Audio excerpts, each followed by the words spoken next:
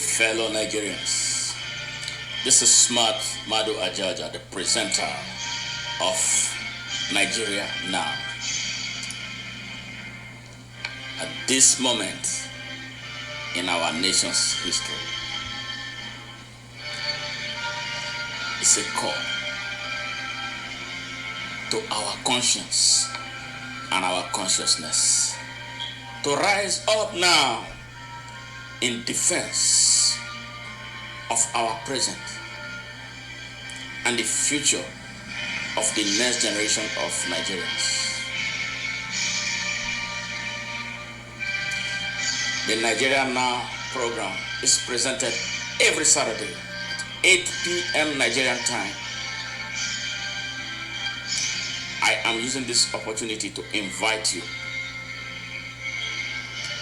to join us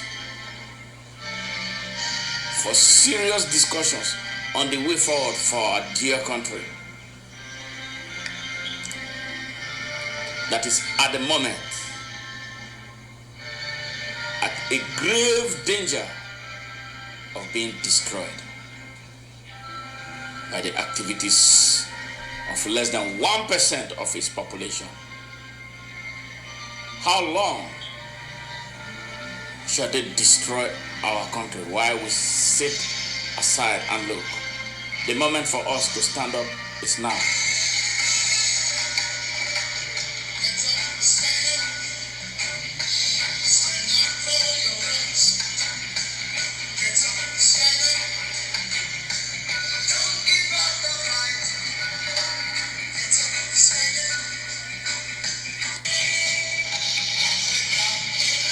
No moment is better than now. No moment is more challenging than now for the people of Africa, the people of Nigeria to come together and hem their country and their continent respectively together. We must rise up and stand against the second colonization of Africa.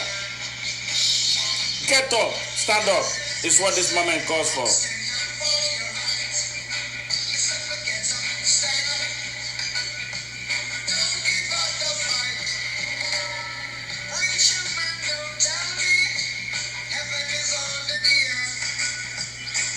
I don't know how you feel, but I feel so guilty that my children who were born in the United States and whom I have told so many beautiful stories about Nigeria to become so disappointed in me that I lied to them. The moment for us to get together and fight this battle is now.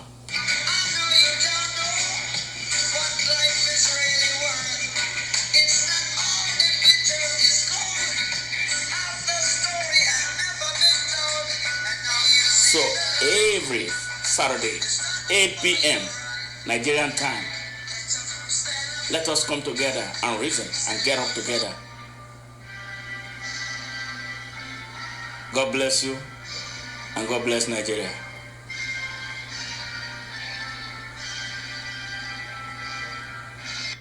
And remember, we must speak the truth to power and defend the rights associated with our citizenship of Nigeria, because they are sacrosanct, just as we are sovereigns.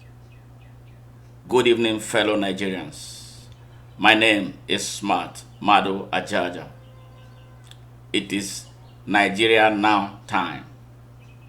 We broadcast this program every Saturday starting at 8 p.m. Nigerian time. That is 2 p.m. Central Standard Time in the United States, 3 p.m. Eastern Standard Time, and 12 midday Pacific Time. So if you are tuning in from within Nigeria and around the world, those are the various time zones. It is a pleasure, and I hope you guys are doing well in the difficult situation we have found ourselves globally and especially in Nigeria, where there has not been any preparation for things like this. But I know that the resilience of Nigerians, the super resilience that sometimes I believe has gone pathological, will see us through. And our usual vaccine, prayer, prayer, prayer. But we must act with prayer in order for prayers to work. Today, we are going to have an encounter with our Ambassador Bala Ibrahim Aboki from Kano State. And we're going to be talking about a wide range of issues. Coronavirus, some degree of politics, and the future of Nigeria, the future of the next generation of Nigerians. Our census, why we can't count, but we have bogus results. Those are the areas this interview is going to be covering. I hope Aboki Youth President, Ambassador Bala Ibrahim Aboki, I trust is a very, very enterprising Nigerian youth, will rise to the occasion and be the Nigerian that we want to see today. I am so happy to be here today as the presenter of this program. Before we start, I want to say something. Our station is driven by the truth, nothing more, nothing less. We don't sell fake news. We don't say what we are not sure about. We scrutinize everything before we put them out. But we have our own opinion about the state of Nigeria.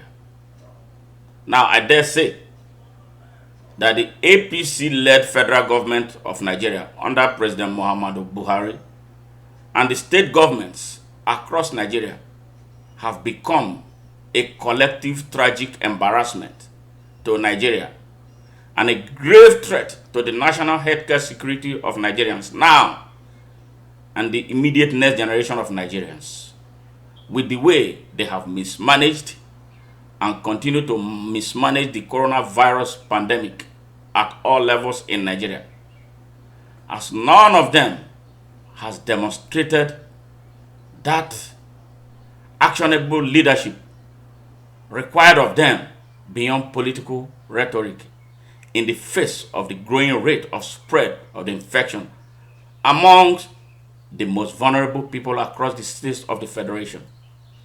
Therefore, I tell those Nigerians who still praise them and defend their inept leadership and ignorant policies, even as their fellow compatriots, regardless of political, tribal, regional, and religious affiliations, are culpable of moral treason.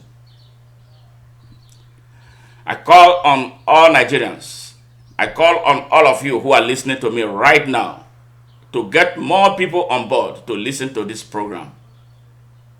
Join me. Join our growing population of listeners from within Nigeria and around the world today, this moment, on the Nightingale radio station for the Nigeria Now program. To listen, we have shared severally our apps, and if you want to call in to contribute to the discussion of the day, please add me this number to your WhatsApp contact. It is +1 if you are calling from Nigeria, 832 407 6282. Once again, if you are calling from Nigeria, just add +1.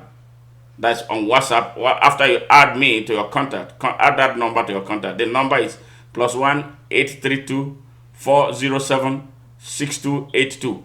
That way we can connect you directly when our guest is speaking. So you can ask questions and we'll talk about the same time. Everybody will be listening to us. After the discussion, or as it is raging, you can contact me or connect with me on Twitter at Smart Ajaja, on Instagram, on which I'm going to change soon, at Smart Ajaja for Senate, on YouTube at Smart Madu Ajaja. and on my personal website at smartajaja.com for more information about me and about what I have been doing since 2012 on behalf of the repressed and disenfranchised people of Nigeria. Welcome to the program. And let's take a music break. Oh, let's sing our country's national anthem, which is very, very important. Because part of what the problem of Nigerians is, we don't love our country. Yes, some people may give us reason, but the country is what we have right now. We must show love for the country. The country is a very beautiful country. We have been punished since 1960 with bad leadership. And that is something, the only thing that has to change. And once that changes, a lot of other things will change. We have to build a new platform, a new benchmark for leadership and public service in Nigeria.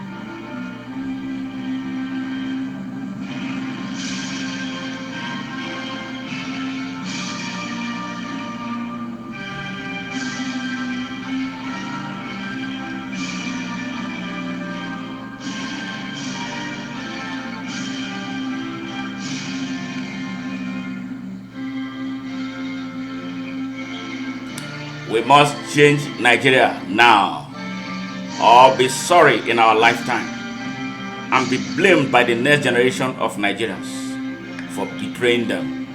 We have no excuse, no more excuse, to continue to live in fear of those who oppress us. No citizenship, no citizen, what the citizenship of his or her country should be afraid of his or her government. The government is supposed to be the one that is afraid of the citizens, not the other way around. But unfortunately, our people, Nigerians, have been so scared of their government. It's time to stand up to them. They must lead or give way to those who are prepared to lead.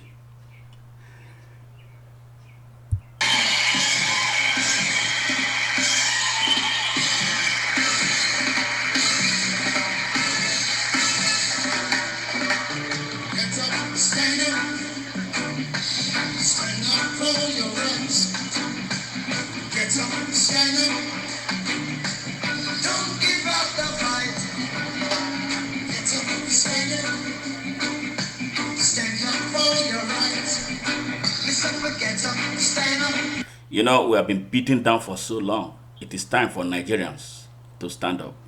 Get up, stand up. Minimize your religious differences. They only use it to divide us. But when they want to share our money, they don't talk about Islam and Christianity. It's their opium of control and distraction. So we don't know what they are doing to us, how much they are hurting us, and how they go about hurting us. It is time. Don't give up the fight. Preacher man, don't tell me heaven is under the earth. I know you don't know what life is really worth. It's not all the glitter is gold. Half the story had never been told, and now you see the light. You stand up for your right. Get up, stand up. Stand up for your right. Check this out. It is only when they get into trouble they remember that they are from one tribe or the other. It's only, and then we are the ready tools. They use us, they manipulate us, they inject religion, they inject tribe, they inject regions. But when it is going well with them, you don't hear any of that. Get up, stand up. Don't give up the fight. Get up, stand up. Stand up for your rights. Get up, stand up. Don't give up the fight. Most people think great God will come from the sky. Take away everything. Make everybody feel high. But if you know what life is worth, you would look for yours and earth. And now you see the light. You stand up for your right. Oh, get up, stand up. Stand up for your right. Get up, stand up. Yes, in the next few minutes, I'll be bringing Ambassador Bala Ibrahim Aboki on the program for him to answer his questions, to talk to Nigerians. It is time. And I want you, if you have not already done so, invite your friends, fellow Nigerians, especially those of you this is on the Nigeria Madu Now Ajaja, platform. presenter of Please bring more people in there so we can start this movement. Our goal is to reach every nook and corner of Nigeria. Speak It's a call to the poorest. Speak to our conscience to the biggest. and our consciousness. Speak to the women. To rise up Speak now to the men and the in youths defense of Nigeria about the of way our forward for our country.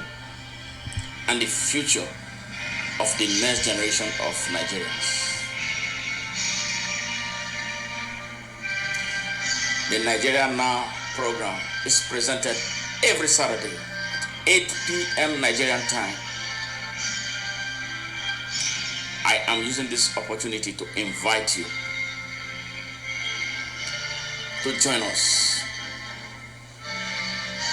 for serious discussions on the way forward for our dear country that is at the moment at a grave danger of being destroyed by the activities of less than 1% of its population. How long shall they destroy our country while we sit aside and look?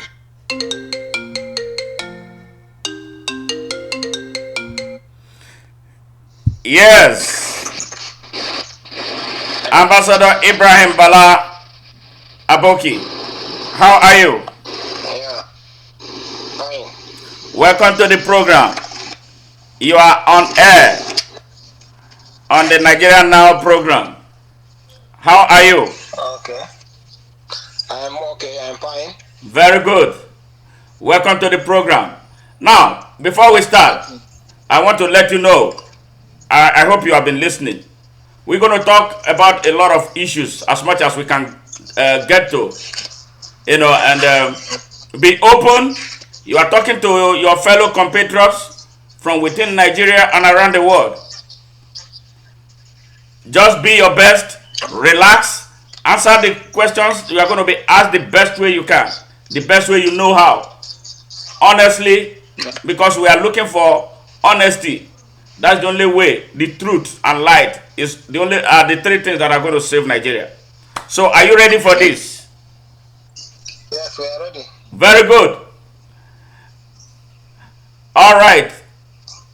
Let me let you know that your voice is now being heard from across the world. So, may we meet you? May we know who you are? Yes, my name is Ambassador Ibrahim Bala Aboki, calling from Nigeria, direct from Kano State. Very good. Nice to meet you. Yes, I am the national chairman of the DHS International, an NGO that help and cater for the less privileged in Nigeria and other neighboring country. Very good. Tell us a little more about that. How long have you been the president of this charity organization that is doing so much, based on what we heard from some people that we talked to privately before now? Actually, I've been on and off doing under this organization for the past 6 years. Good. Good. Now, And our organization always look onto the less privileged everywhere in Nigeria. very good. And we do educational support scheme. Okay. We do healthcare support scheme. Great. We do other skills acquisition and the empowerment initiative. Okay, so are you limited to the north of Nigeria, or your activities is spread all across Nigeria? Our activity is spread all over the country, but it's more in the north because of poverty. Okay. Well, you don't believe that there is as much poverty in other parts of Nigeria? And actually, there is not much poverty in other parts of Nigeria like in the north. So that is why we concentrate more in the north. Okay. Especially an area where there are so many IDP camps and the rest of it, like Borno, Yobe and the rest of it. Now, yeah, I have lived in the north. I lived in Kano for 8 years. Yes, I will agree that there is poverty in the north. But what, in your own opinion, and I don't know how old you are, what do you think is responsible for this massive and objectionable poverty that we see in that part of Nigeria? Actually, if you want to be sincere with ourselves, we just have to pray for our leaders. Tell me more about praying for them. No, definitely we have to pray for our leaders. What I am trying to say, the problem we are having today in Nigeria, in part, not only Nigeria, all over the world, is both the masses, both the leaders, that is the followers and the leaders, all are at fault. Because there is no place in the Bible or in Quran that says you should abuse your leader or pray bad for him. No. So the issue is, once you pray bad for your leader, definitely he will go contrary to what he is expected to do. And he will be suffering you. You may not know what is happening. It's because your prayer is answered. Because whoever is being cheated, definitely if you pray to God, definitely immediately God will answer. And once God answer, so the leader will be punished. And along the line, he will be doing the wrong things. You don't know where the wrong things is coming. Yeah, but I believe that in the north, all over Nigeria, we have prayed so much. We have prayed so much. So, do you think the prayers are really working, especially in the north, with that type of criminal poverty that we see there? I don't, this is my opinion. No matter what is happening, God answer prayers. So definitely pray. Once we pray, we believe in God, and we believe God answer our prayer. So on that note, definitely God will answer our prayer. So since God will answer our prayer, so completely we believe by the special grace of God, the prayers is answered. No matter whether we are suffering, whether we are enjoying, so we believe God has answered prayer, because God is our creator, and we all believe in Him, and we believe He always answer us. Okay, all right. What inspires you? You say? What inspires you? What makes you do the exceptional things that you do? What pushes you to work for the less privileged? Actually, number one is the teaching of my religion. Mm-hmm. Once you have something, you need to help another person. They say, like your brother, what you like to yourself. Right from time when I was young, I don't care. My father is rich, but I don't care. I don't want to believe that he is rich, that I have to work for myself. I have to go into small things while schooling, and I am doing small businesses like that. You understand? So when I wake up, then when I grow up, then I decided that what do I do to help myself and get myself paradise? So the only way is by doing good to the masses. Very good. Because I believe every day, whether politician during military era, today you will say this is a leader, look at what they were doing today is wrong. Then the other person you will fix in to will go and do the wrong thing. Another person too who is abusing those ones there, If you go in, you will still do the wrong thing. What is happening? Why? So it's because we are not ready to prepare ourselves and leave everything for God. You could imagine one single person having billions of naira. 1 billion is enough for one single person for his life. But I don't know what happened. Today you discover when somebody govern after you discover he has 50 billion, 300 billion, 1 billion, 10 billion. It's too much. Okay. It's too much money.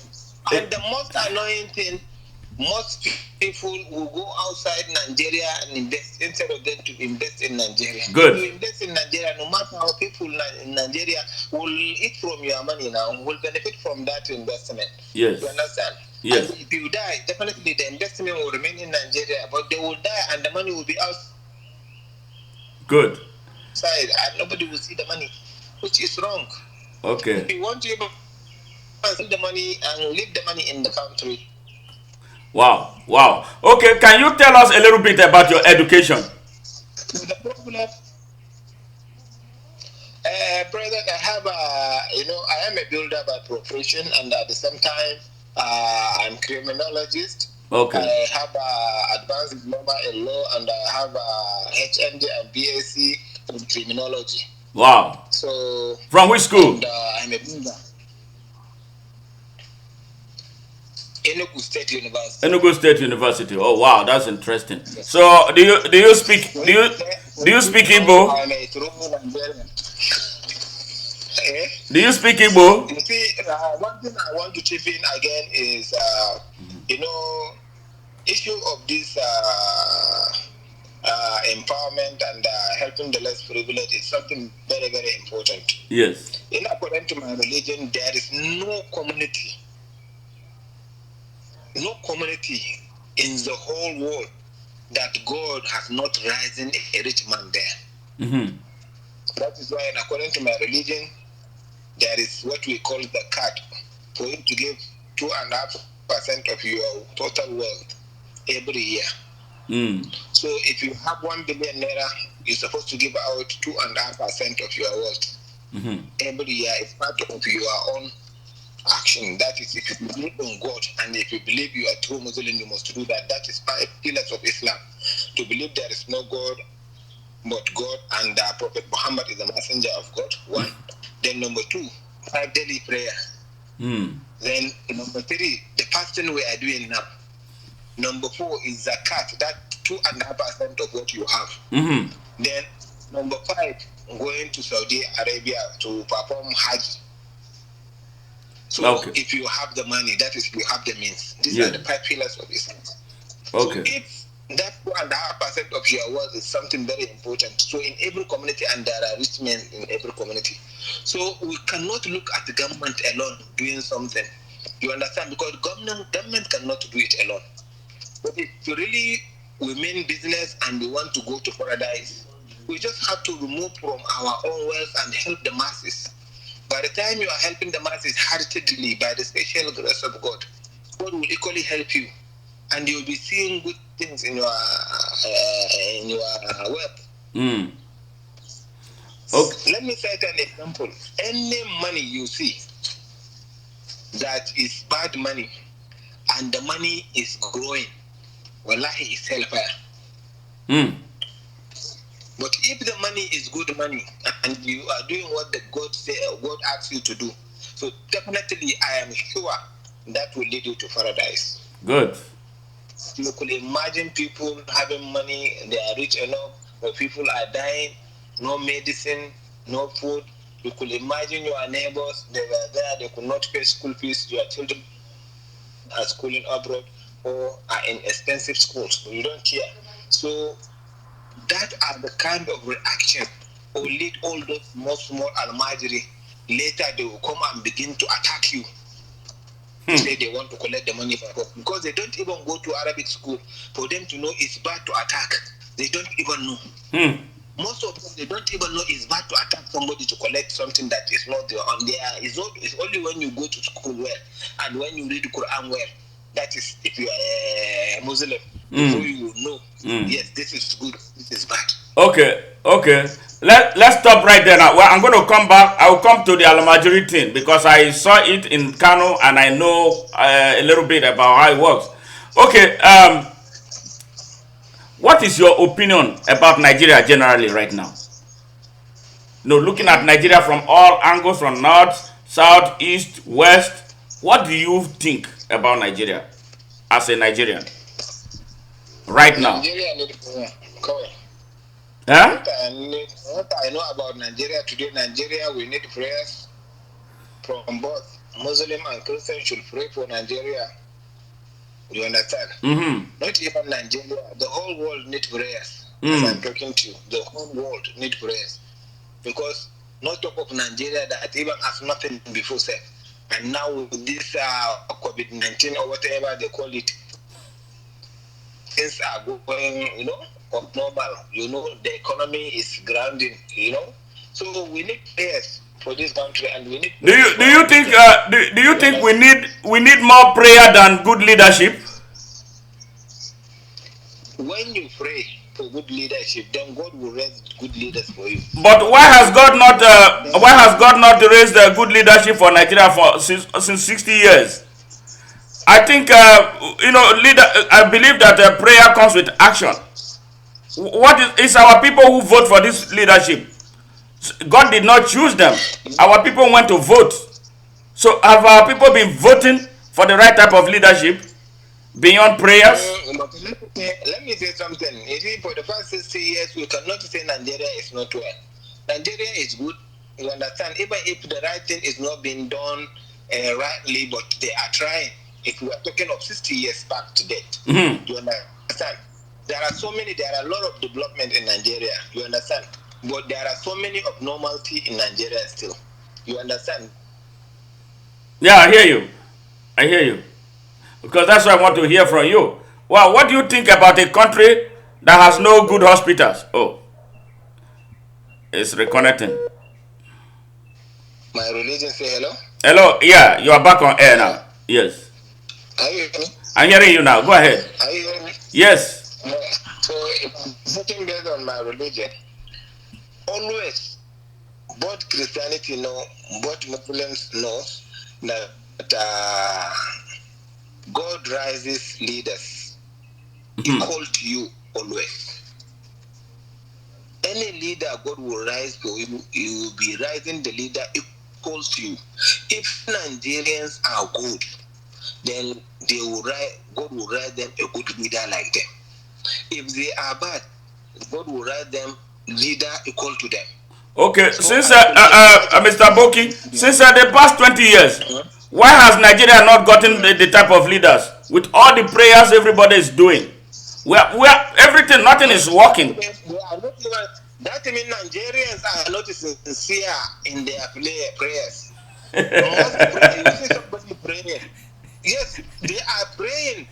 They are always praying, but they are not sincere. There is no sincerity of purpose. If you tell me that I am praying for so certain, if this one will come and give you money, much money, whether you are imam, whether you are pastor, that means that is the best for you, whether it's bad. You understand? So it's unfortunate. Some of the people who are sincere are not many. We need the majority to be sincere. We need majority prayers who are good. You understand? We need to change. The issue is, hardly you see from, let me say, from 30 years old boy to 40 years old man, 50, 80, still 90 years old man is looking for woman now. You could imagine, he will not stick to his wife, but he will say, I like that one. Okay, is that the way of God? Tell me. So there are so many things happening in this country and in the world that God is not happy. But the majority people who are kind, who are good, who are praying well, they are not many. The people who are sincere are not many. The people who are not sincere are higher. You understand? Hardly you see somebody believing in his prayer. Today, if he become this, he become that, you think maybe I have one juju, I have one thing, I have to do this, I have to do that. Contrary. Wow. Which has not even been done before. Now they are doing, okay, now, They are introducing something to do. Some people are saying they want to do marry man to man, woman to woman. Okay, tell me all that when we say, oh, so will God allow good leadership when you are marrying yourself? When you will see shit and say this shit. Okay, all right. Now, another connection issue here. And say perfume, it's not good, it's shit, it's smelling shit. That is madness. You cannot see God who created you. God created Adam and Eve. And when the two of them come together, Adam wanted to touch Eve, he said no. Say, dowry. Is that what happened? Hello? Yes, I'm here. I'm hearing you. He said dowry. Adam paid dowry for Eve before they continue. So, and Adam as a man, you admire a woman. Yes. But not man admiring man or woman admiring woman, and tomorrow we say we are doing the right thing. Then God will look at us. This COVID-19 and the rest of it you are seeing, nobody is a disaster that come from God. And if we must go back to God before God will now look at us and then wipe everything. A minute God will stop it. Yeah. Okay. All right. But people are not thinking toward that way. Some people are not even afraid. When they see people dying everywhere, instead of you to say, this is turn by turn, it will come to my turn, let me repent and go back to God. And then God will look at us. All our leaders are supposed to look for repentance. Where there is problem, where they do of normal, we will forgive them, we forgive each other, and grow line and continue a new life. Okay. Thank you for that. Now, I want to ask you one question. There has been series of religious crises in the north. It happens again, and again. What is responsible for this? The reason I'm saying it, I was a victim. Let me tell you. Yes. Religious is not religious crisis. There is no religious crisis. We can only talk about interest crisis. Wow. I like that. If you are talking of religious crisis, a good Muslim will not come out and fight Christian or can fight another person. If you heard of any religious crisis, whether in Kano or anywhere, you will discover those area boys wanted to steal people's property. They don't even know how to worship God, not talk of religion. For you to say it's a religious crisis. Wow. Their aim is just to start, let me fight this one, this one, this one, Muslim, this one, then they start. They will break this shop, they will kill, they will do, you understand? So what can we do to put an end to this? How can we stop this? Have you ever heard of any religious crisis that people meet in the mosque, come out? The only way, like if it is religious crisis or religious fight, in the mosque, they will say Allahu Akbar, Hayyu ala Jihad. So by the time they call for jihad, and that is religious, then Christians will call their own way, then they will come out. You understand? They will face each other, that is religious.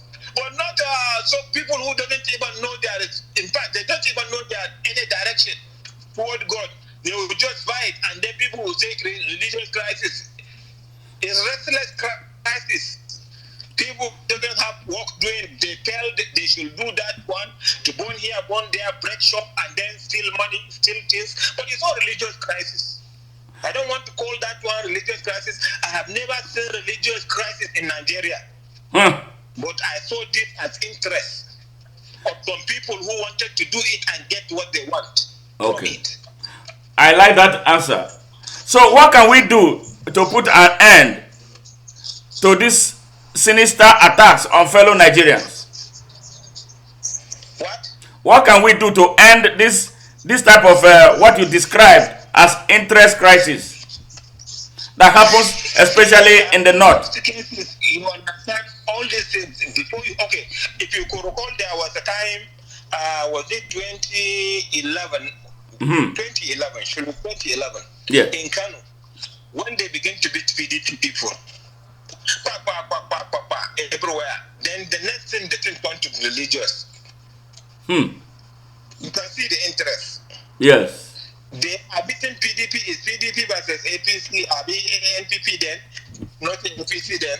So, but when at the end of it, the thing turn upside down, they begin to begin shop, beat the Christian because they are majority. Then Christian are beating the Muslim where they see them. Muslim are beating them. Okay, now is that religious crisis? It's not religious crisis. Okay. All right. So what I am saying, the only way we will end this. Go ahead. We have leaders. Most of these issues, leaders were there and they were not talking in most cases, but all reasonable leaders will always talk to their people because all those people are directly under control of 1 or 2% within every community. Wow. Wow. And once you see serious mandate governor, hardly you see problem. Throughout his tenure, hardly you see problem. So you can see, hardly you see problem now, but in most cases, it's interest that brought those kind of nonsense. But by the special grace of God with prayers and the rest of it, people are enlightened. Okay, tell me, Boko Haram nearly caused religious crisis. But because God answered prayers, we are seriously praying, that thing did not happen. Before you know, Boko Haram man will go and bomb church. For church people to say Muslim burn their church, they will not accept, they must burn mosques. Do you understand? Yes. Then the Christian will not react because everybody understand what is happening. Then if you go to the mosque, they will go and bomb mosques. For mosque people to say, and this Boko Haram, you see, somebody will be called Emeka, somebody will be called another name like that. You see how someone, you see, it's just like amalgamation of criminals coming together to do what they want to do. Yeah. You understand? Yeah. So you cannot say it's Muslim direct. You cannot say they are Christian direct. I agree with you on that because I know. Just people. So they went to the mosque. If a Muslim would now react that let's go and burn churches, so they win. Okay. So they didn't win us because Muslim will have somebody who will just keep quiet. When they see it, they could pray. When they burn church, the church people will still calm down. They will not react. You understand? That is work of God because God is not ready to divide Nigeria using religion. Okay. The highest thing in Nigeria is religion, and the religion is being practiced in Nigeria more than is practiced outside Nigeria. Christianity is practiced more than the way they are practicing it in whether it's Israel or and the way we are practicing Muslim in Islamic in Nigeria. In fact, we are practicing higher than Saudi Arabia. I'm telling you, because most competition you will discover we are winning. You understand? So if you want to divide Nigeria as a religion, but Nigeria will never be divided because God is with Nigeria, and by the special grace of God, whatever will happen will be peaceful in this country. Okay. Do you belong to any political party in Nigeria? No. Okay. Not really. Okay. I am a true Nigeria. I am for everybody. Good. And not for I am for everybody and not for anybody. So you are talking like Buhari now. I am not talking like Buhari because when I talk my own, I stand the way it is. You know why he did it, and I don't know whether he's going by it or not. All right. I'm so happy with that response.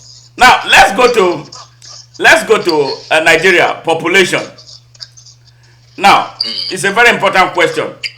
Why is population census important to countries?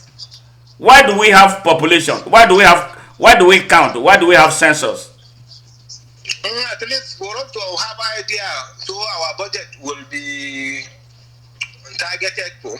Okay. You know, the idea of having population always is to target your budget. You understand? You know how many people you have here and there, how many religiously you have, how many Christian, how many Muslim, how many population do you have, how many young men, how many old men, how many infancy, you understand?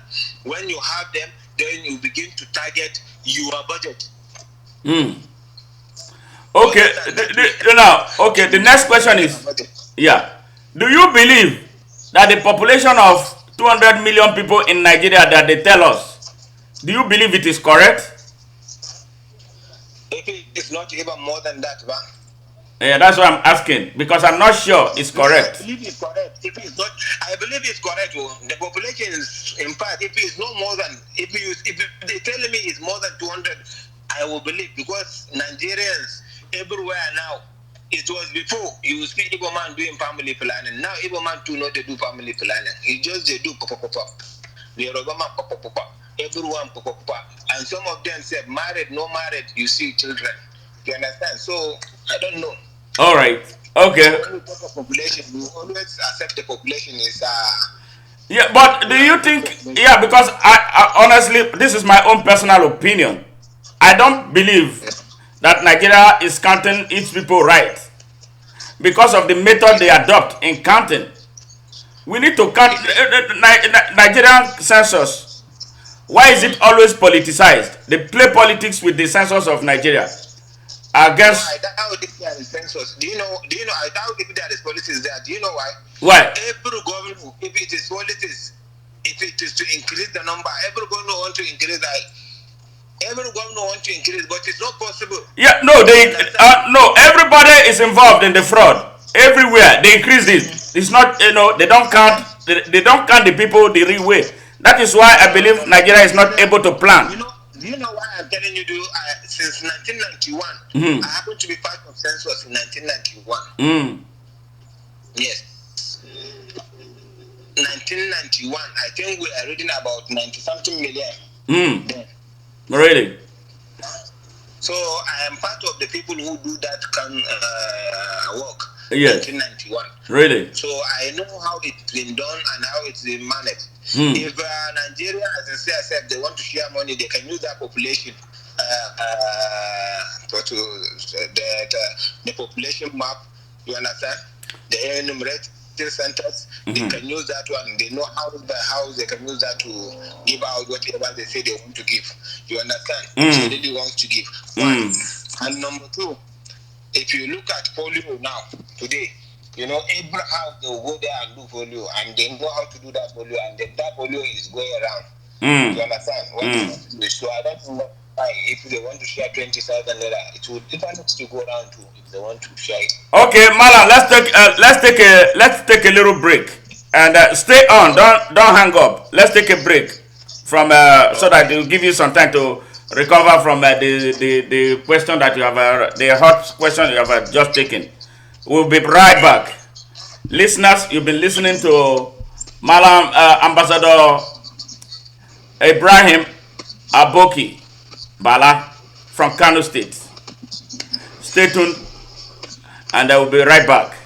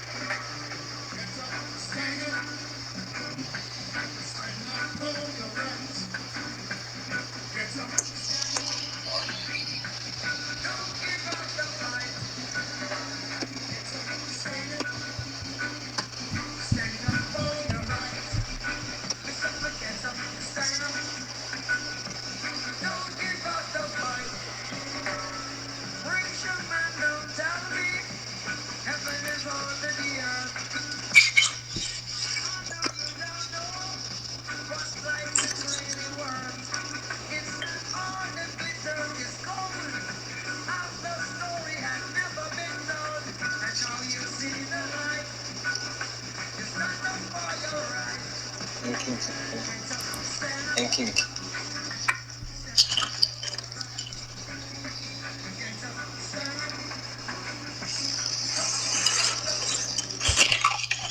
Yes, listeners, you'll be listening to Ambassador Bala Ibrahim Aboki from Kano State on the Nigeria Now program presented by the Nightingale Radio Station.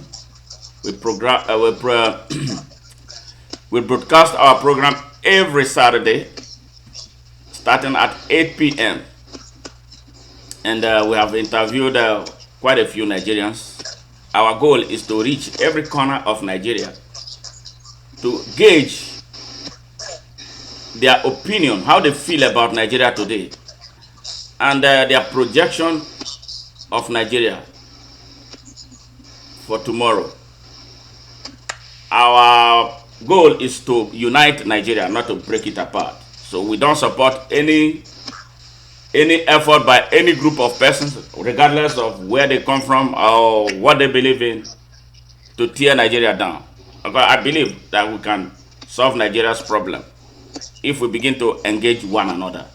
The problem that has been is that there has been a missing link, created deliberately by the elites of Nigeria to keep the people divided. They use poverty they give them religion, they give them tribalism, they give them nepotism, they give the people hate, and they sell ignorance.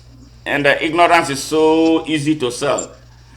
The most difficult thing to sell is what is good. To sell light, like what we are doing, is a very difficult thing because our people are so gullible. And when you are poor, you become so gullible, you accept everything and stand for nothing. So welcome back, Ambassador Bala Ibrahim Aboki. Yes. Now, coronavirus in Nigeria. What is your opinion about how it has so far been handled by the federal government and governments at all levels in Nigeria?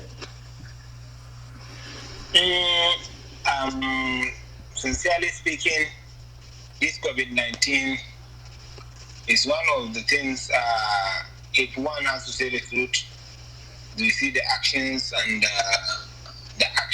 immediate action of the federal government is actually fantastic. It's marvelous. They have done well in their own way, and we are seeing it always in the television, the way they were meeting, the way they were trying to test and get things done, even though coronavirus is just a disaster, worldwide disaster that has no cure, but there are preventive measures. If they told you this is how you go about it, if you go about it, God will help you. But if you fail to do it, you are on your own. But actually, government has done the best they can, and based on what we are seeing. Okay. Don't you think that the action the government took could have been taken a lot earlier than they did?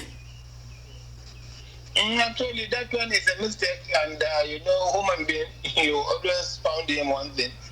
If you could recall, the president of the United Nations, America, he mentioned, I even blame who, that why did who allow this?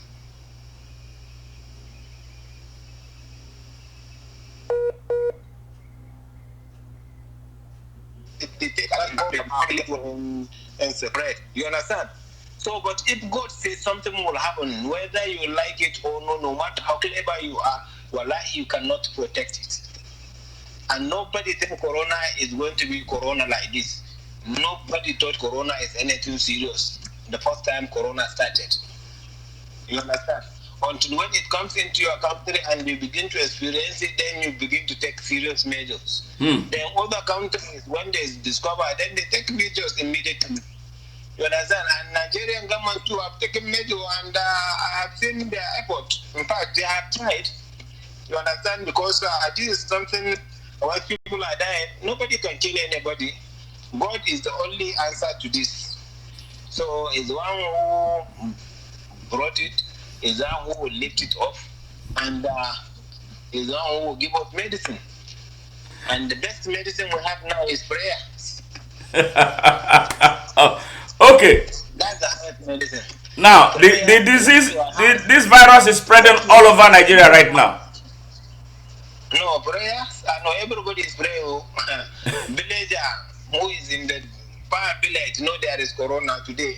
He said there is one thing, corona barrow, or there, and they don't even know how to talk, but they tell you corona, something corona, they say is killing.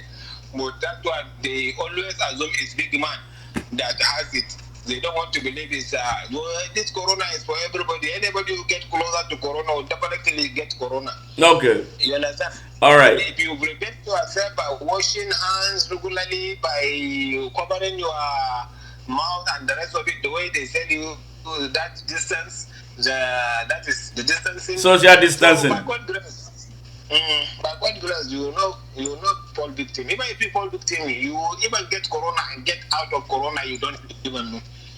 Okay, all right. Now, Aboki, the late chief of staff to the president, contracted the disease and died just last month and was buried in a manner that compromised the standards set to prevent the spread of the virus.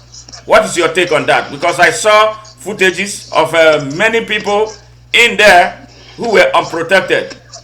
And the government has a standard rule of how burial like that should have been contracted. But as far as I am concerned, Abakari in Nigeria, I think you call him number one. He is among the top government officials, and he deserves everything. You understand? So Abakari is the chief of staff to the president too. And he is one of those, if in an achievement or if in a whatever, or he is part of it. Whether good or bad is bad of it. But no matter what happened, as the chief of staff to the president, I have not seen reason why they will even apologize the way they bury him. Do you know why? Because big man like that always need a kind of, he has gone. The only thing, we pray for him. You understand? We only pray for him. But the way they buried him, I have not seen anything bad. But with the type of virus that was all over, spreading all over the place, and with the number of people that came there. No, but the issue there is, these people tell us that when somebody died, the virus died. Virus already, they say, is a dead something. So this thing is already dead. When you die, they say the virus died. So tell me, what will I believe when you carry him and then bury him in a way, a manner that is a fault? I have not seen fault in it. If really, when you die, the virus die, according to what some of them are saying. But that is not true. The virus does not die when you die. The virus, in fact, become more potent when you die. The virus gone into ground already. Everything gone. Like that. So I have not seen anything there. The only thing is he deserves salute. All right. He deserves salute.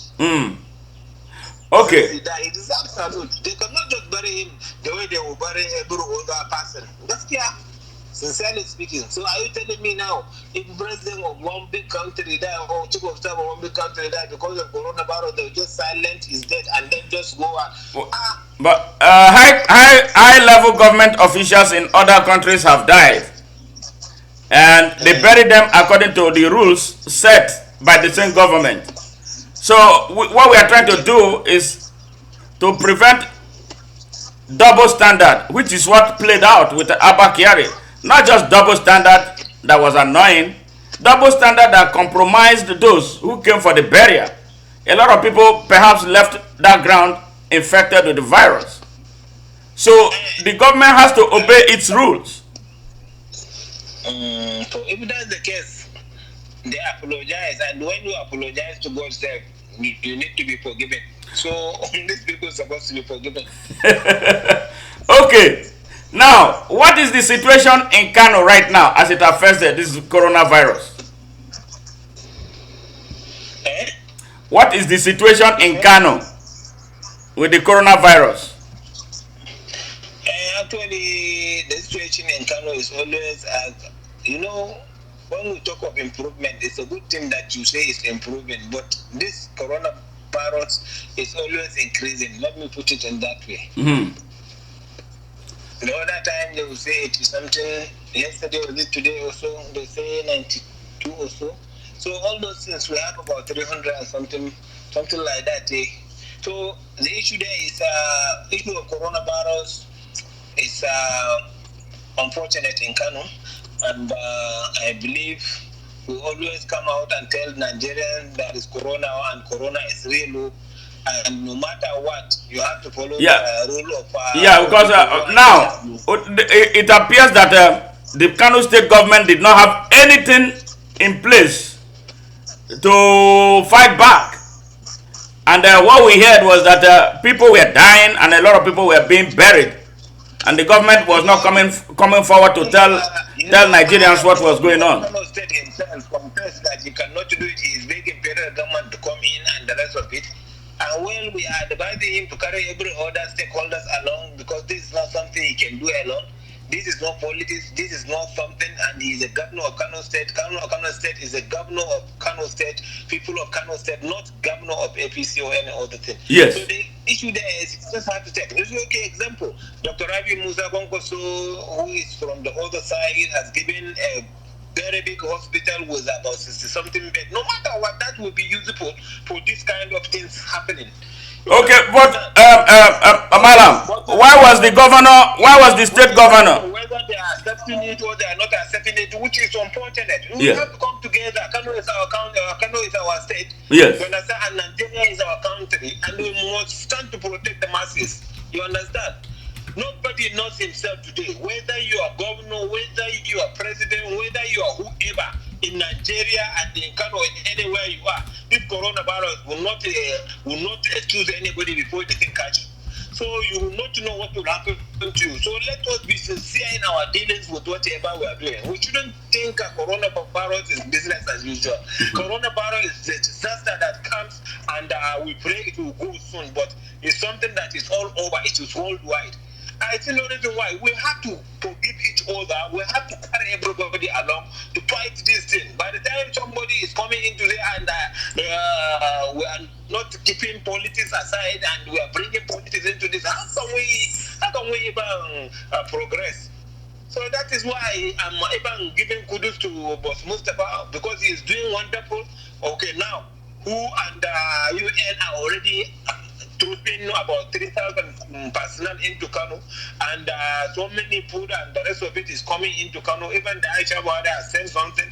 So we are calling on all Nigerians everywhere to come and help. You understand? Everybody should come and help.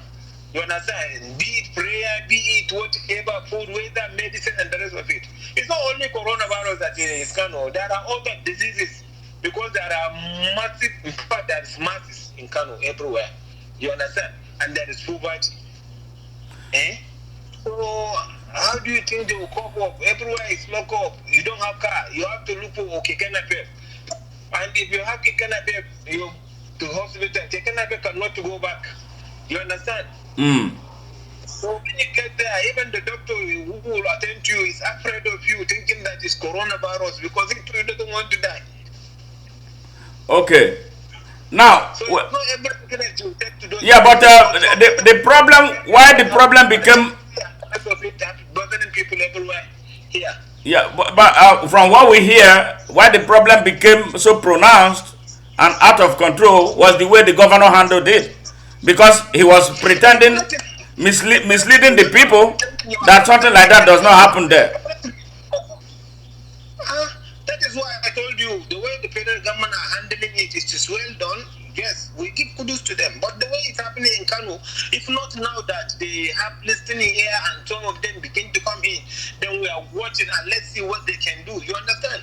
But they were wonderfully trying now. You understand? Okay. Not doing anything. All right. We'll last that about that. Now. Whatever he has in Kano, in fact, he's supposed to put it in and then continue to fight this thing. Then the federal government will come in and say, they know this is out of budget. Then they will come in and say, this man is trying. Look at ambulance everywhere. Look at mobile hospital everywhere. People are. You understand? There are things eyes could see and then action taken. Then people will be happy. That will give him a great name. Okay. But somebody to give you donation of the whole hospital and you are not even thanking him. So even he give you 10 billion naira or 2 billion, will they say they are rejecting? Okay. It's unfortunate. It's our state. Everybody should come Yes, we agree because it's not Kano is the state. There are so many people from various places live in Kano, so that is why we are equally concerned. We care about Kano. That is why we asking all these tough questions. Yes. Igbo man is in Kano, and that is indigenous of Kano. We Yeah. do everything together. Yes. Corona is killing Kano people. It's going to kill so many people from different parts of this country because they are all in Kano. Absolutely. Kano is a place where accommodated virtually everybody in Nigeria. Okay. Yeah, I used to. Place where they give their season to everybody in Nigeria. Mhm. Kano is the only state. Say that again. I didn't hear you. Only state. What I'm saying, Kano is the only state in Nigeria virtually that brought every tribe together and remain in Kano and own properties more than the Kano people. You understand? And nobody wants Kano to have problem because if you see a man fighting for Kano, you will thought he is in Anambra because he so much like Kano. If you see Anambra person, if you see Abia person, if you see Lagos person, if you see Ochun person, everybody is fighting, everybody is praying for Kano because they like Kano, because they believe Kano is their own state, believe Kano is their own, you understand? Mhm. Most of them, they are born and brought up there. Tell me. I know people who are in Kano for the past 60, 80 years. Okay. I'm not up to 60 years, but I know people who are up to 60, 80 because I am about 45, 46 years. Okay. Okay. You are still a young man. That's good. Okay. Now, palliatives in Nigeria. Sharing palliatives. We hear everywhere that people in Kano and other parts of Nigeria were given 20,000 or 40,000 naira each by the federal government. But this in other parts of the country, we hear that nobody is receiving this. Tell us more. What is happening in Kano about this sharing of money by the federal government? Tom, if they are sharing money to the masses, I am not one of those who will be beneficiaries. So it's only that when I heard something is done, I know it is done. When something is not done, it's not done. Like in my local government, I heard from one of the PA to the chairman telling me that they share 20,000 to 200 people in Nasarawa local government.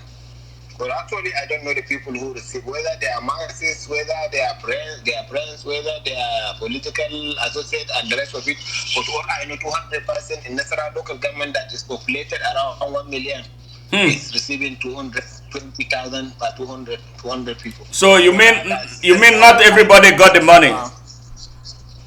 And I know of something to do with 1 gallon of oil, rice, spaghetti, and the rest of it. Those one too, they select people and they share to the masses. And that's what I know. The masses who are poor masses, they have received rice, they have received spaghetti, they have received money, about 2,000 naira each of them, with a gallon of and the rest of it. That one they share, and it reduces tension too much actually within those people. And that I know. Okay. All around compound. All right. The masses, because they are selecting the poor masses. And that area, I know they reach out to the masses. But every other thing about other 20,000 or whatever, I know they are sharing. But you know, even America, they cannot feed their people because of the population. And you know the money is big. And the budget of Kano, the entire budget of Kano cannot feed half quarter of Kano. I am telling you. So all this thing is managed. So the only thing I am calling on our regiment to assist the government and assist the masses. Because government cannot do it alone. No matter how many billions they bring out, it will finish even if it goes to the people. It will finish. Kano is a big place. It has large population.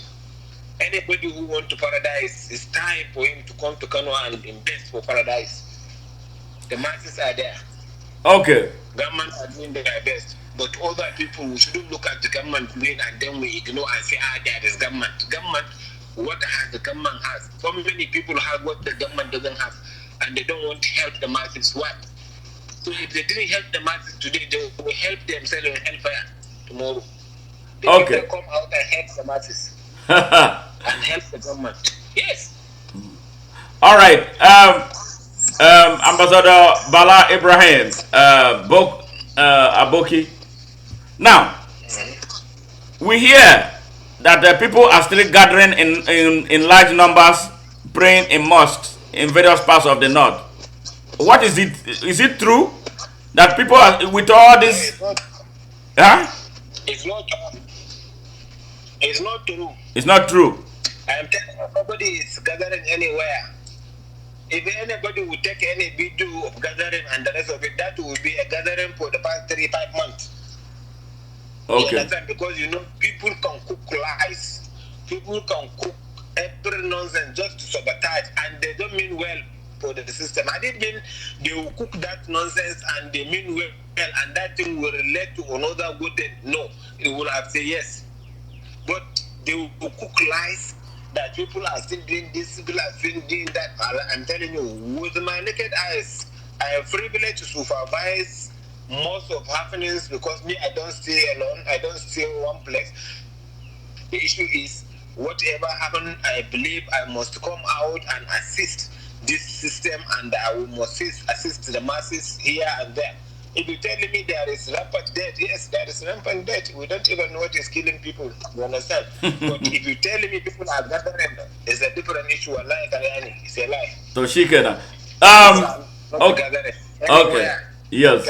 People are abiding by the rules. People are trying their best, and the government are doing what they can. But the issue, it will not be enough, no matter how many trailers troop in, trailers of rice, trailers of guinea corn, trailers of millet, trailers of this. How many things they brought in? Actually, we cannot say no.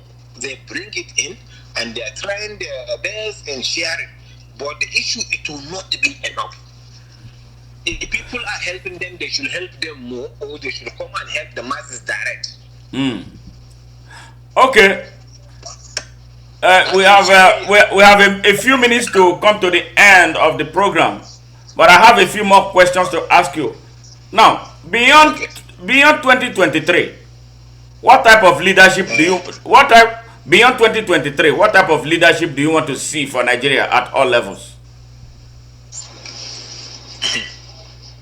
Let's pray for 2023. Let's all get to 2023 first. The issue there is you cannot predict anything now. The only thing is Nigeria, like I said earlier, we need prayers, and we have to keep praying for whatever that may come. With this COVID-19 and the rest of it, people are minding their business seriously, and people remain at home. So I believe even some of the wives who are not seeing their husband, they are now seeing their husband always. Like me now, I'm always in Abuja area and there, but I am now back to Kano, because Kano is, I said, if I want to die, let me die in Kano. You understand? They will bury me. You understand? But the issue there is, the little I have, I felt I should assist to the masses. Because if I die tomorrow, maybe it's part of what will lead me to paradise. So that is why I'm calling on everybody who has any little thing, that he should help the masses. We shouldn't think we have government, so the government no problem. It's just like security is in our hands. It's not only police, SSS, military, and the rest of it. We have to put our head together to help the security. So this COVID-19 too, we have to put our hand to help. The way you put your hand is not to go and grab person with COVID-19. It's not to go and help him in injecting or testing. But bring out your money to assist the government. Bring out your money, go to the masses. Buy to them. They will not see you. Ambassador Bala, many people donated money to the federal government of Nigeria. The government has not accounted for that money. They have not been able to use it for the good of Nigerians. The next thing we saw was the office of the Accountant General went on fire, went up in flames. So what can we do? What is your opinion of this? I want to hear from you. Why will so many Nigerians donate so much money? and the money is not getting to the people. If you look at the way the money was shared, they gave, from what I heard, Southeast 3 billion, Southwest 43 billion, South 10 billion, and I think North Central got 118 billion. Was that fair? What formula did they use in sharing that money? I may not know the formula they use in sharing the money, but no matter what happened, you cannot all see when disaster comes. Who knows Corona will come, if not by the grace of God? So if fire will come, how will you know there will be fire or there will be no fire? Human being will only feel bad that something is happening and something happened coincidentally. So me, I cannot judge over that one. I believe when there is fire, and it wasn't the first time we had bank is on fire or whatever in Nigeria. So the issue then is I cannot put blame on them because whether they follow the sharing formula or not, I know and I have seen money is being shared. Whether is it complete money, whether it's not complete money, but let's put every sentiment aside and face this. Because we are trying to we want to set Nigeria on the path of the truth. But if you are sharing money, for instance, you give a whole Southeast 3 billion, and then you are giving the rest of the country, you give North Central 118 billion. And when there is no corona in the Southeast, tell me, even the Southeast is supposed to bring money. There are rich men in the Southeast. They're supposed to bring money. And when money comes to Kano, Igbo man will equally benefit from that. Yoruba man will benefit from that. How many million population do we have Igbo and the Yoruba and the rest of it in Kano? So if they send 40 billion, even 1 trillion, they said, we will share together with the Igbo man here. No, you see, the reason they shared the money was not the number of coronavirus patients. The reason they shared it was because Nigeria has no standing social welfare policy. They want people to stay at home so that the virus will not spread. So there are millions of Nigerians all over Nigeria. The concentration of that magnitude of people in Nigeria is well spread out. The question is, why give such a disgusting amount of money to a whole Southwest? That's what I'm saying. It's not about the number of resources or the amount of resources needed to treat the coronavirus. We want to be fair. My advice is we are all Nigerians. Yes. And Nigerian leadership is supposed to be equal in sharing. And supposed to know we are all under them, and they should find a way of sharing equal everywhere. But at the same time, let other Nigerians who are higher than others know that we are not equal at the same time. Do you understand? So whatever the government will be doing, definitely you have to wait. You understand? So, but I believe they were trying their best. Everybody has a representative in the system, and the representatives are working. So God will now help us. So I only advise them where they made mistake, they should correct it and then get things shared accordingly. You understand? Good. Well, thank you very much, Ambassador Bala Aboki. I want you one more thing. Speak to the youths of Nigeria. What do you want to tell them about making Nigeria work and making Nigeria home to every Nigerian? They shouldn't allow themselves to be used for any thuggery and any disastrous issue. Because the youth of Nigeria, some of them are unfortunate. In most cases, they always tell us we are leaders of tomorrow, and up to now, the tomorrow never reached. And for those of them whom their tomorrow reach, they are not practicing what we call aluta. If you join them, but don't stay with them. Wow. Try and come out and make sure that the right thing is done always. Nigeria leadership, I don't know when the powers will come back to the youth, because even the youth are not already ready. Why I say they are not ready? We have so many governors. Example, governor of Kogi is a youth. What is he doing? Is that how you're supposed to act? Eh? And you tell me you are youth activist, you are a looter, you are this, you struggle this, you struggle that. I know during good luck, we have a minister who is 32 years old. We have a youth leader in the Koda party who is 20 something years old and 30. Oh, I don't know what happened. So there are so many things. So you could not even blame the old men because the youth are not there to practice what we call a looter. So we are only praying, let the youth who will stand firm. You understand?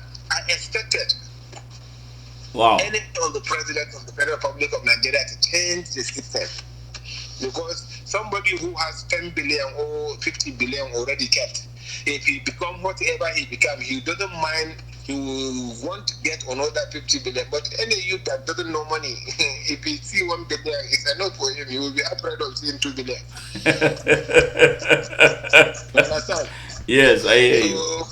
I pray, let's pray. If we pray and we all go back to God, God will raise good people for us. Good. And now, do you belong to any youth organization, or do you consider yourself as a youth belonging to any youth organization? I have been practicing that. I am the national coordinator of the Nationalist Vanguard of Nigeria. Okay. Yes, I have been the national coordinator and I have been coordinating youth nationwide. There is no minister first or governor first or president or this that doesn't know this name you call Ambassador Bala Aboki. Okay. So, and they know that wherever I go, I am trying my best to see that the right thing is done. And I'm advising the youth to do the right thing. And once we do the right thing, and God will save us and God will set us free. Wow, Ambassador Bala Ibrahim Musa is Aboki is such a great time spending this time with you. One last question: what is your parting message for Nigerians? What is your message for Nigerians in general? My message for Nigeria is I wish us all the best, and I want us to stay peace in this country because Nigeria is a country, and for me, Nigeria must not be divided by any reason. But we have to cooperate with each other and be our brothers keepers, like each other, come together and let us be justice in every sharing formula that comes. Good, good. It's been such a wonderful time with you. It looks like somebody is calling in. He wants to ask you a question. Can you hang on? Let me get him. Maybe he has something to say. Just hang on a minute. Okay. All right? Hey, Kevin, please hang up. Let me add you to this call. Just hang up.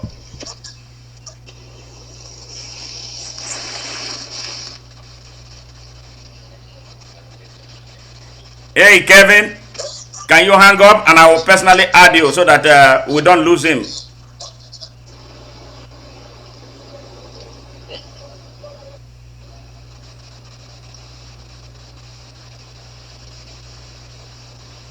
Okay, just hang on, Ambassador Aboki, hold on.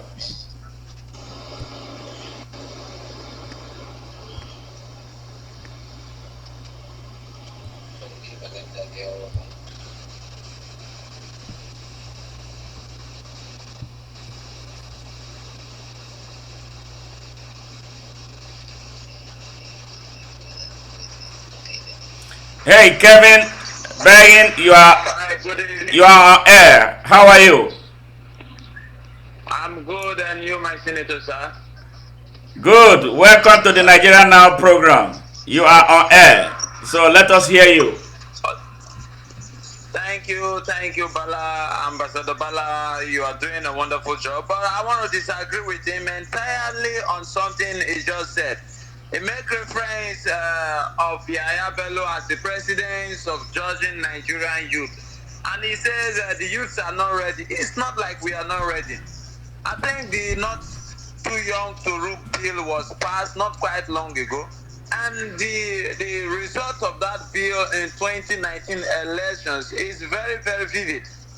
I think the entire population of candidates that ran in that 2019 election, the youth were more than 50%, even though they ran under little or upcoming political parties. So the youth does not need prayers to succeed. What they need is the determination. What they need is a support. And Yaya Bello is not the only youth governor. Peter Obi was once a youth while he was a governor. Governor Nyesom Wike was one. We have young senators. We have, I think, the other guy from Zamfara State. He's also a young man, the senator. I've forgotten his name. So these are youths who are setting the pace. And we have other youths in the country who are equally setting the pace too. Yaya Bello is an unfortunate youth who happens to be in a corridor of power. So using Yaya Bello to judge the entire over 100 million Nigerian youth is a very wrong precedent. Very, very wrong. I disagree with him entirely on that. Although so far he has been doing a wonderful job. Of recent, there have been photos surfacing of what Yaya Bello did with as recourse to the building of the isolation center in Kogi State. Those kind of things are very disheartening. It's not just a youth, it's a human being too. Not paying salary for over 15, 16 months. Those are disheartening situations. So they should not use only one person to judge the entire youth. We should go beyond that Yaya Bello's people speak and they will make reference to Yaya Bello that the youths are not ready because Yaya Bello is not performing. No, it is like saying Buhari is not performing, so therefore all the elderly ones in the country are useless. No, Obasanjo was once the president, at least he did more than Buhari. Atiku has, though he did not win election, has been providing solutions. So using one person to justify the entire law, I think is very wrong. Thank you. That's my contribution. Thank you very much. Ambassador Bala, do you have anything to say to that? Yes, yeah. Let me add to what he said. I am not judging finally, but Hey, Samuel, hang up. Let me add you. Judging finally, but I say, where are we? How do we get it? You see, when we look at what the man is doing today and that youth, you understand? So we know it's an unfortunate youth. So how can we get it corrected? How can we get this impression corrected? That is why I'm calling on our attention that are we sure we are ready to do it?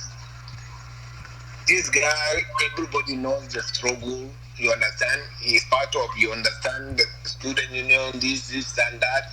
And you know how he comes in.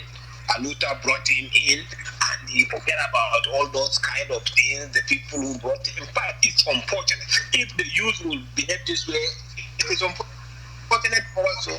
But at least I know there are good ones. And I believe if we're well supported. Hey, Samuel, welcome to the program, but let's wait for him to make his point first. Go ahead, Ambassador Bala. You understand? So if we are well supported, definitely I know we will produce a better.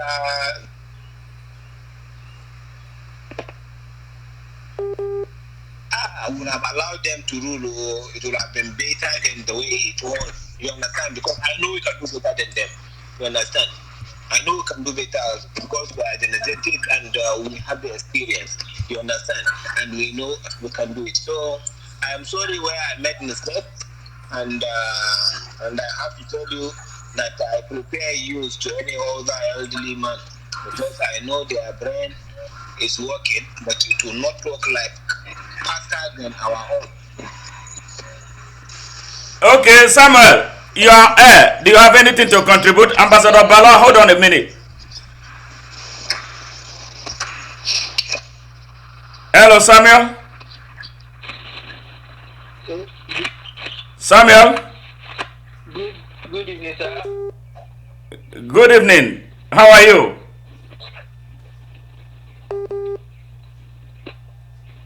Hello. It looks like we're having problems with your network. Okay, Smart. Yes. Okay, I think You see,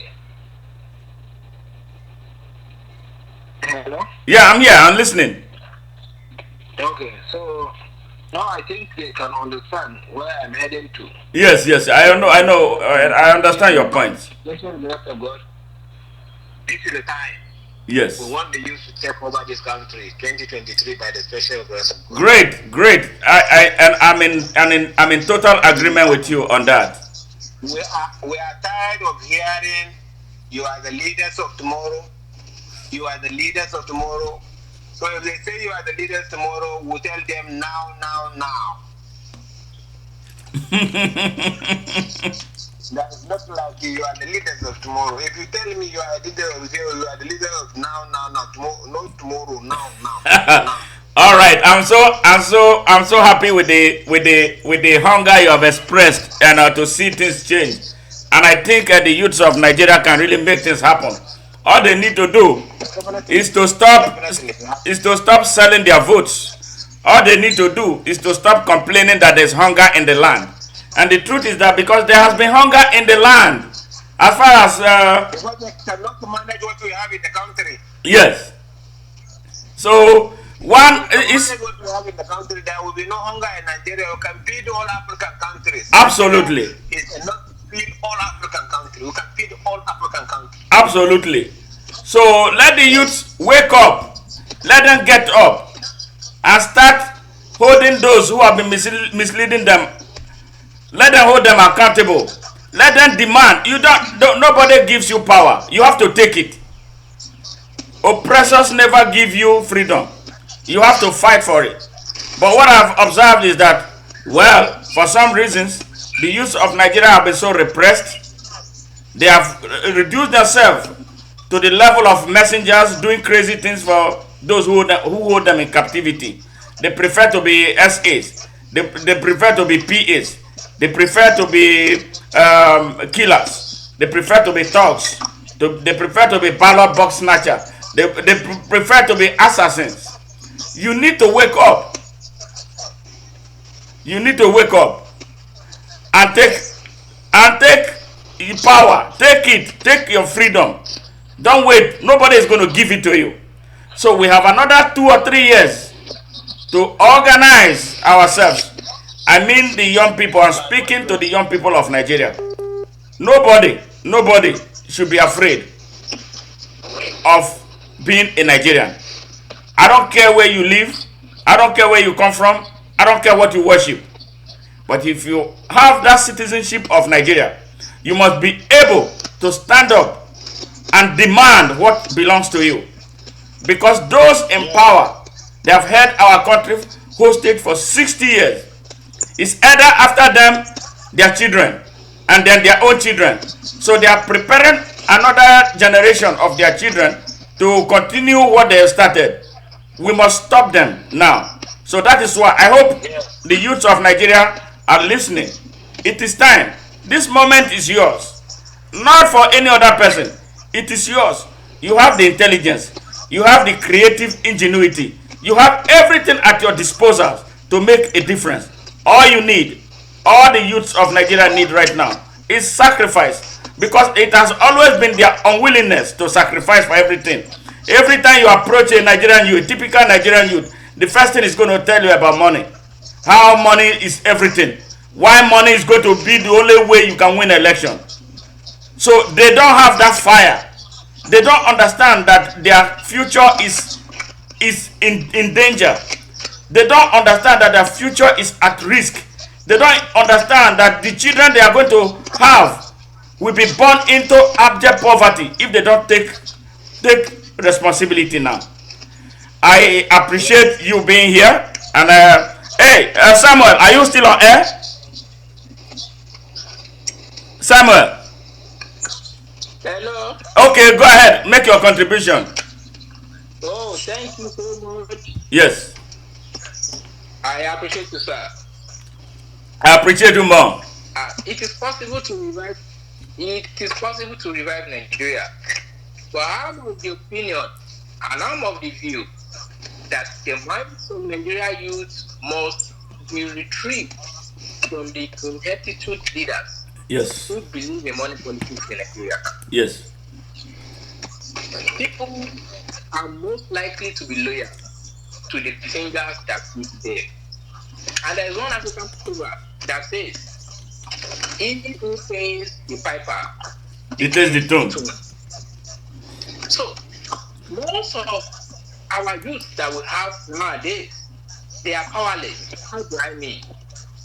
Even when they go to school, university, polytechnics, and what have you, to study, when they're out of the school, most are jobless, most don't have something to engage themselves in. And when election comes, the first thing the politician think of is the next election, Yes. and not the statement. Yes. So, in view of this, I am of the opinion that, like we are doing now, and we are engaging the minds of people that are listening to you, people who also have influence over a certain number of youth, even if it's 10, 2, 3, 4, it's not bad. We should start engaging our minds now, because it will be too late if we want to start engaging the minds of Nigerian youth in 2022, when election is 2023. So, the best time to plant a tree is 20 years ago. The next best time is now. So, the best time to engage, to start engaging the minds of Nigerian youth is now. So, I am of the view that we are more of mind control instead of fiscal control. So, the minds of Nigerian youth, most of us, let me put it that way, because I'm still a youth, but I can act based on the amount of knowledge that I've acquired and based on my exposure and the available information that I have at my fingertips. Where most of youth don't have all of this information. So I'm of the opinion that webinars, conferences, physical, online should start to stream in into Nigeria. And many people should awake. Because if we go back, if we try to go by history, because in one way or the other, history has a way of informing the future. Yes. What happened in the last presidential election is a pointer to the fact that something is cooking in the next presidential election. How do I mean? Last election happened to be the election whereby we have the highest number of youth contesting for presidency. And that same year happened to be over the last 15 years, the year that we have the least turnout of voters. So about 84 people actually registered. Cut off. Yeah, go ahead. You are here. You are online. All right, thanks, sir. Yes. About 84 million people actually registered for PVC in Nigeria, permanent voters card. Now, down the line, just about less than 50 million people were able to access their PVC. Now, less than 30 million people were accredited on the day of election. So, now if you are looking at all of this trend, we will realize that the willingness for people to actually come out on that day to exercise their franchise is gradually reducing. And the youth who can actually champion this cause and influence their family belongs to the money back politics people. So they are loyal to people who pays them. They go for the highest bidder. Now today I can categorically tell you that if 10 million youth in Nigeria can cohesively come together and say no to bad leadership, I am telling you, Nigeria will rise again. Absolutely. How do I mean? Absolutely. 1 million Nigerian youth is connected to more than 10 million houses. How do I mean? Homes in Nigeria. I'm a youth. I have the power to influence my family in the next election. And not only me, 10 million Nigerian youths have the ability to influence their family in the next election. Mr.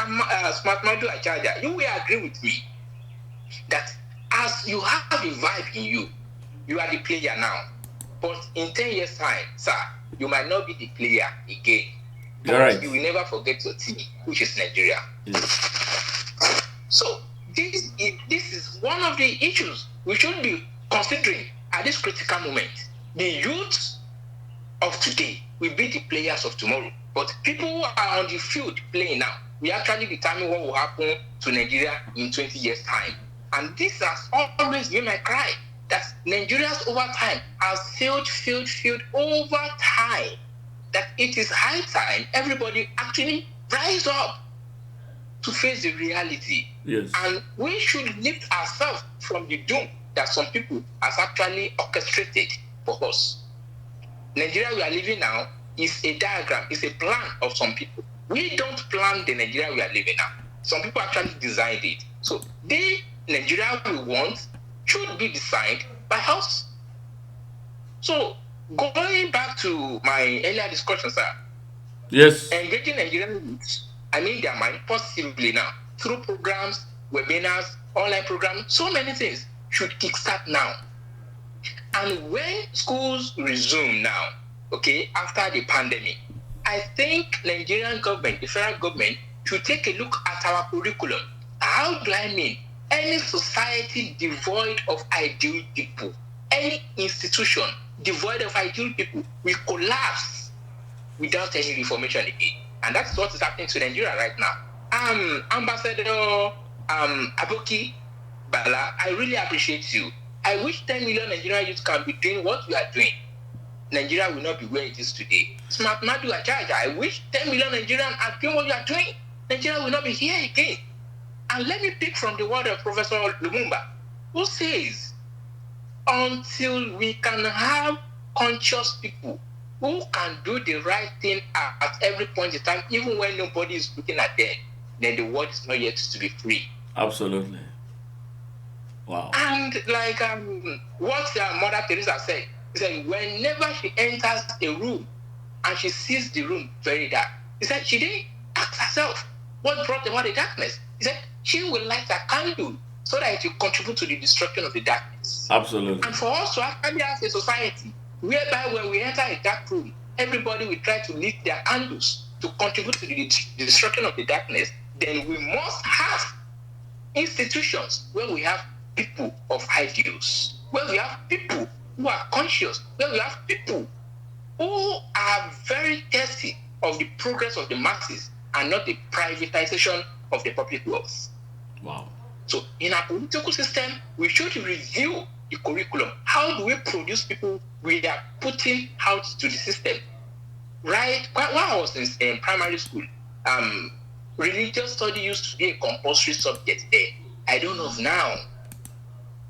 And it is what we are planting in people that are growing now that will become the reality of 50 years to come in Nigeria. Sure. So I stand to be corrected. You are correct. If people in primary school right away from now are having bad orientation, then the future is not safe and secure. Absolutely. I was listening to Dr. Arikana this evening on YouTube when he was asking the UN Secretary General some questions. He asked a question. He posed a question to me. as a viewer, I was shocked. She asked, what color will you ascribe to the devil? She paused. And I said, back. She now asked another question. What color will you ascribe to the angel? She paused. And I said, white color. He now said, who were the people who named us black people? She now said, the European named us black people, meaning that everything associated with black is very bad. We wear black in funerals, we wear black in every places that are not good. But when you talk of white, we talk of purity, we talk of godliness, we talk of good things, meaning that everything belonging to Africa is dead. So these people, they have actually programmed our mind in a way that we should be subjected to them every now and then in our lives. And look at what is manifesting now. Not quite long, I was looking at 1884 conference in Berlin, in Germany. The conference that actually divided Africa apart.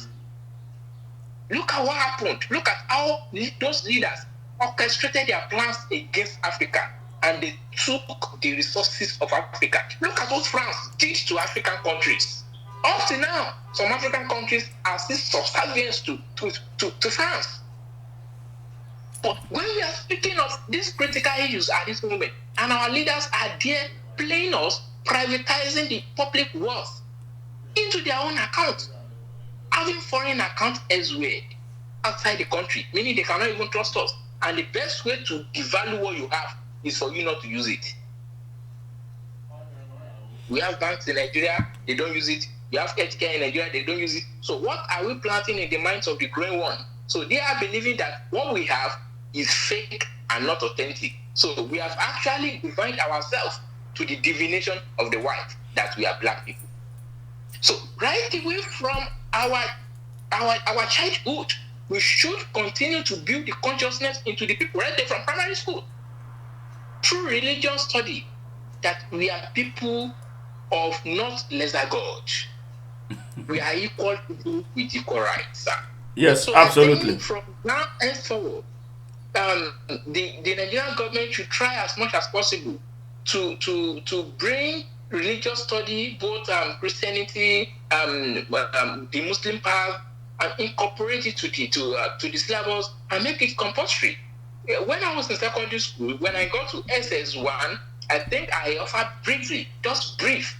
And when I got to SS2, I happened to be a science student, so I don't need it again, because that was the orientation I was sold to us, that Christian religious study only pertains to people in arts class, those who want to become lawyer, those who want to become political analyst, and all of that. But if you are not in arts class, because we have art, science, and what Nigeria needs most is the study. Right. Thank you, sir. Thank you very much. I appreciate it, your contribution. You have always demonstrated leadership and strength. Nigeria needs right now, as a matter of urgency, because I was so sad to hear that Nigeria does not have a history in its academic curriculum. That is sad. What are they trying to hide? That the next generation will not know the story about Nigeria. I guess that is why the youths are mostly in disarray. If you know your history, then you would know where you're coming from. That's what Bob Marley said. And yes. Yeah, and additionally, and most importantly, and why we have this chronic leadership crisis in Nigeria. See, most of the people at the helms of affairs of Nigeria at all levels, majority of them don't understand the definition of government. They don't know government. They don't know the principles of separation of powers and checks and balances. So how would you put your trust in a leader who does not understand what he's even doing in the first place? All they go there to do is to appropriate and share money. Most of the governors don't even know what. If you ask them to define government, they don't know. So the study of government must be made compulsory. Not just study to class 3. It's compulsory for every Nigerian who goes through a high school up to the university. That is what America is about. If you don't pass American government or American history, you can never graduate. Exactly. You will never be allowed to graduate. What does it do? It helps the citizen to be conscious of their rights. So that is why governments are not able to push them around. But in Nigeria, they put our people in darkness. They hide the truth away from them. So there's so much darkness in the hearts of what we are producing today. A lot of graduates don't even know how to express themselves because they don't know better. It's not their fault. It is what you put in that you get out. So that is something very, very critical. The study of government and history, compulsory. If you are a Nigerian student who comes to America to study, they make you do American government. If you don't do it, you can't graduate. If you don't pass it, you can't graduate. So no exemption. Hey, we're coming close to the end of this show today. It's been such a wonderful moment. Another wonderful Saturday. I thank all those Samuel, Malam, Ambassador Ibrahim, Bala Aboki for being our guest. You did an incredible job, and I'm hoping that we'll bring you back here. We want to connect the whole of Nigeria together and not divide it. I think we are better together if we have a clear understanding of our various backgrounds and where we come. We have to have that confluence where we can meet and express without bias, without fear, our citizenship of Nigeria. I believe those who are aggrieved, they have some reasons for being aggrieved. But looking at what is taking place right now, if the Berlin Wall could come down, the wall that is dividing Nigeria, which is very imaginary, elitist, a wall created by the elites who want to continue to beat us down so that they only will prosper, that wall is going to fall off. Those in other parts of the Nigeria, in the north, the Almajiri in the north, they are going to wake up one day to realize that they have been duped by their elites for a very long time. And I'm happy that we have lights like Ambassador Bala Ibrahim, Aboki in that area. All we need to do, join forces together and set our country free. God bless you all, and God bless Nigeria.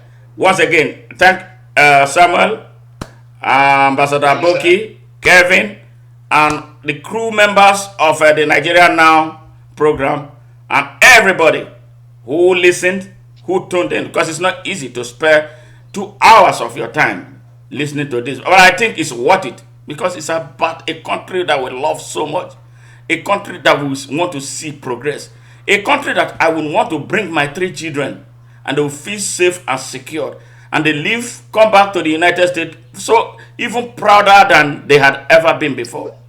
That is why I do what I do. I am not doing what I do for any more reason than opening those doors of access to opportunities for our people to express themselves and be the best Nigerians that they can be.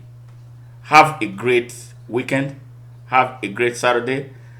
Please stay safe in your various places. Coronavirus is real. We know our government is not doing enough to protect us at this moment by way of providing what we need to survive it, because there has not been, unfortunately, any standing social welfare policy in a country as big as Nigeria. It's a disgrace. But can we do better? Yes. This is the moment for us to start thinking beyond what is taking place right now. Thank you all, and God bless you. Thanks, Samuel. Thank you, sir. All right. It's nice Thank you, sir. hearing from you, and we look forward to hearing from you next Saturday. God bless everybody. All right, sir. Yeah. Thank you so much, sir. Take care. Yes, sir. All right. Nigerians, it has been such a wonderful moment. It has been such an incredible time spent with you. It's worth it. Every sacrifice we make to see Nigeria on the path of genuine nationhood and greatness is worth it.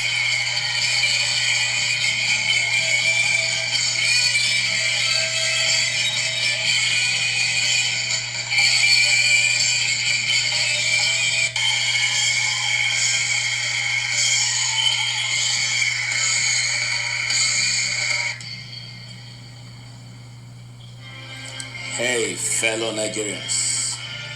This is Smart Madu Ajaja, the presenter of Nigeria Now. At this moment in our nation's history, it's a call to our conscience and our consciousness to rise up now in defense of our present and the future of the next generation of Nigerians.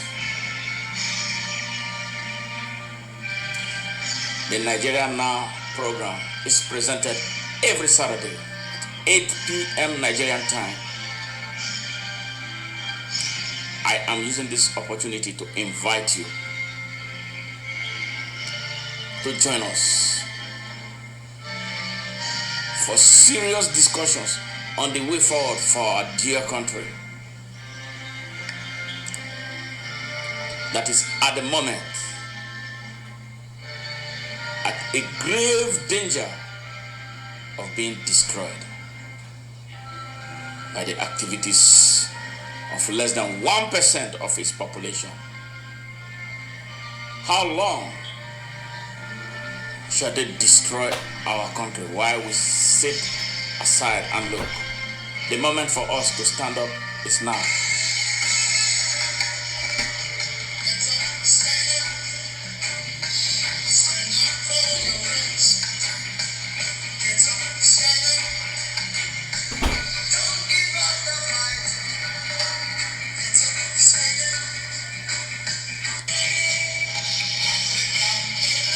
No moment is better than now. No moment is more challenging than now.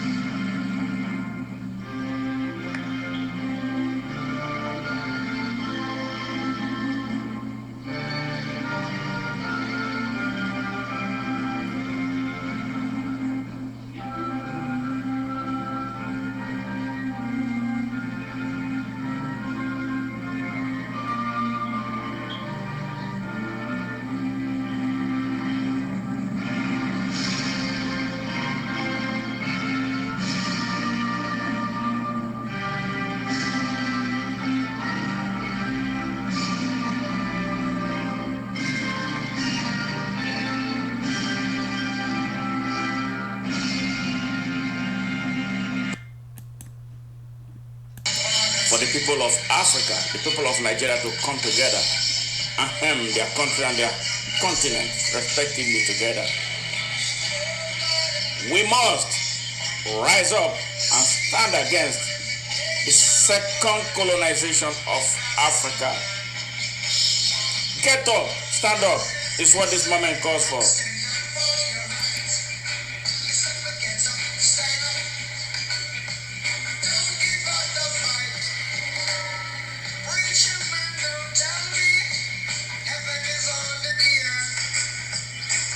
I don't know how you feel, but I feel so guilty that my children who were born in the United States and whom I have told so many beautiful stories about Nigeria to become so disappointed in me that I lied to them. The moment for us to get together and fight this battle is now.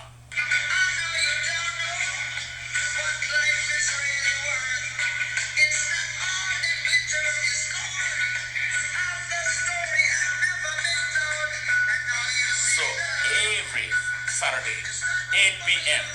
Nigerian time. Let us come together and reason and get up together. God bless you and God bless Nigeria.